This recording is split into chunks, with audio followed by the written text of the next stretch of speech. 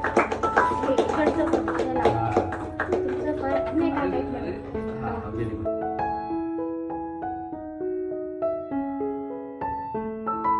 अशोक परसू सावंत, कुठून आहात तुम्ही बाबा?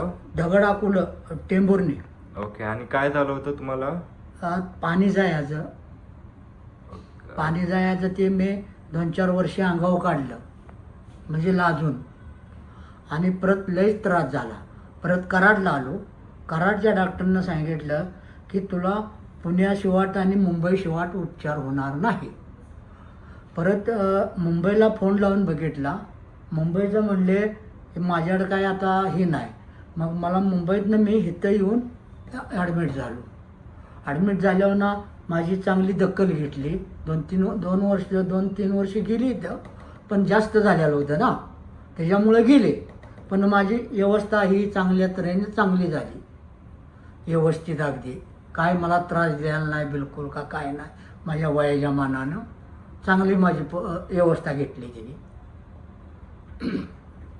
आता तुम्हाला काय त्रास आहे बाबा? आता काही नाही त्रास. आता माझ्या हे म्हणजे तो त्रास काय नाही, माझ्या गुडघ्याचाही दुसरा त्रास आहे. ओके तो त्रास काही नाही. ओके. हां, चांगली मेहनत डॉक्टरनी चांगली हे केलं. आणि हॉस्पिटल तुम्हाला कसं वाटलं? हॉस्पिटल मला एकदम भारी वाटलं. ओके. आणि इकडचे स्टाफ कसे होते? हां, इकडचे स्टाफ डॉक्टर कसे होते? डॉक्टर चांगलीच होते. हे डॉक्टर चांगलीच आहेत. सिस्टर चांगले आहे ते, हाताळायला त्यांचे लोक चांगले आहे ते, सर्व चांगले आहे ते. आपल्याला कुठेही त्रास झाला ना. ओके.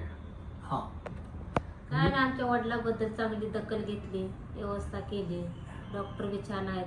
आपली त्यांची तब्येत व्यवस्थित केली एवढीच आमची अपेक्षा होती, दुसरी काय नव्हती. आणि बाबांना कधीपासून हे त्रास होता? बाबांना 2-3 वर्षापूर्वीचा त्रास होता, पण इथं आल्यापासून चांगला त्यांना फरक पडला. ओके. आता बाबा एकदम एकदम क्लिअर आहेत.